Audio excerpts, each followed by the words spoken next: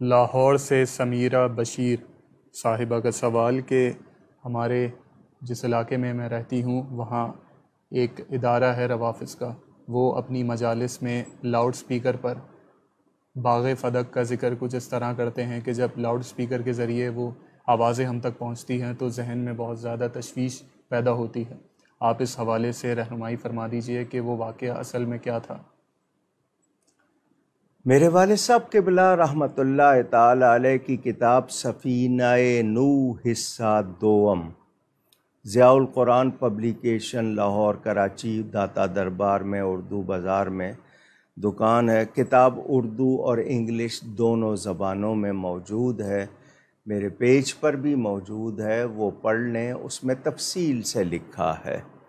مختصراً واقعہ اتنا ہے کہ سیدہ پاک امیر المومنین خلیفہ رسول سیدنا صدیق اکبر کے پاس تشریف لائیں اور کہا کہ ہمارے ابا جان کی وراثت میں ہمارا جو حصہ ہے وہ ہمیں دیجیے۔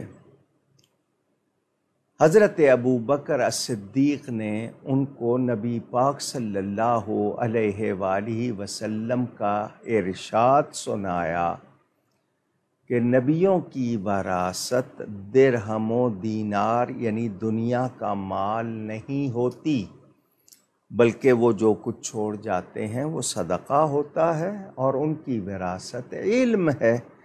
سیدہ پاک یہ ارشاد سن کر خاموش ہو گئیں اور اس بارے میں انہوں نے پھر کوئی کلام نہیں فرمایا۔ یہ ہے اتنا سا واقعہ۔ سیدہ پاک کتنی بڑی ہستی ہیں، صدیق اکبر کتنی شان والے ہیں۔ وہ صدیق اکبر جنہوں نے گھر بار، اولاد، مال، سب کچھ نبی پاک صلی اللہ علیہ وسلم پر قربان کیا، ان کے بارے میں یہ تاثر دینا کہ انہوں نے حق نہیں دیا یا غصب کر لیا، یہ کتنی بڑی بات ہوگی جو ایسا کہے گا۔ سیدنا صدیق اکبر کے بارے میں یہ گمان کرنا، جبکہ نبی پاک فرمائیں جتنوں نے احسان کیا سب کا بدلہ چکا دیا، ابو بکر کے احسانوں کا بدلہ قیامت میں اللہ تعالی چکائے گا، ادا فرمائے گا، عطا فرمائے گا۔ وہ صدیق اکبر جو نبی پاک صلی اللہ علیہ وسلم کے پہلو میں آرام فرما ہیں، جن کے لیے حضور کا فرمان کہ ان کی تعظیم اور ان کا شکر اور ان کی محبت میری امت پر واجب ہے، جن کے لیے فرمان کہ نبیوں رسولوں کے بعد ان سے افضل بشر پر سورج نہیں چڑھا۔ جب نبی پاک صلی اللہ علیہ وسلم کے اتنے ارشادات، اور پھر سیدہ پاک کی سب سے قریبی دوست کہہ لوں وہ حضرت ابو بکر کی بیوی ہیں، حضرت اسماء بنت امیس، بلکہ غسل بھی انہوں نے دیا، صدیق اکبر ہی نے جنازہ پڑھایا، تو ان میں تو تھی محبت۔ اب یہ باغ فدق کا نام لے کر لوگوں کو لڑوانا، ان میں خام خواہ صحابہ کے خلاف یا صدیق اکبر کے خلاف باتیں کرنا، ان لوگوں کو حیا کرنی چاہیے۔ کیا باتیں کر رہے ہیں، کن کے بارے میں کر رہے ہیں؟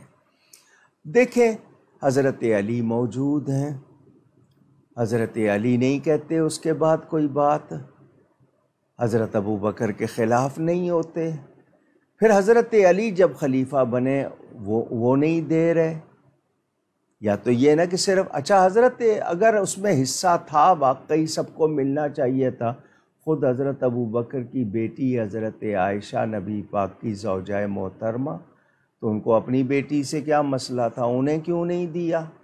وہ جو تقسیم نبی پاک کے ظاہری زمانے سے چلی آ رہی تھی انہوں نے اسی کو باقی رکھا، تمام آگے لوگوں نے باقی رکھا۔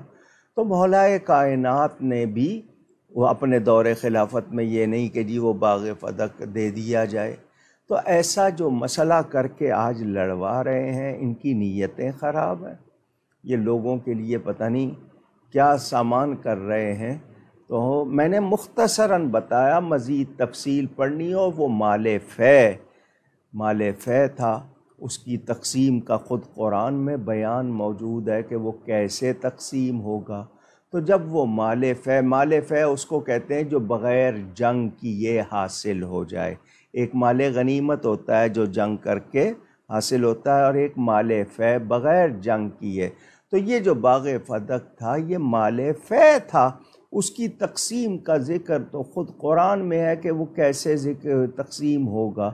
تو نبی پاک جس طرح فرماتے تھے حضرت ابوبکر نے بھی اسی طرح جاری رکھا، اور اس میں کوئی ایسی بات نہیں کہ ان دونوں ہستیوں کے بارے میں کوئی بھی غلط گمان کیا جائے۔ وہ دونوں محترم، دونوں سچے، کسی نے خطا نہیں کی، کوئی ایسی بات نہیں ہے۔ تو آج اگر کوئی کہہ رہے ہیں تو وہ محض اپنی ضد یا کوئی اور ان کی وجہ ہے۔ ہم لوگ بالکل مطمئن ہے قلبی طور پر، دونوں کے بارے میں ہمارا اطمینان ہے اور کوئی منفی خیال نہیں ہے۔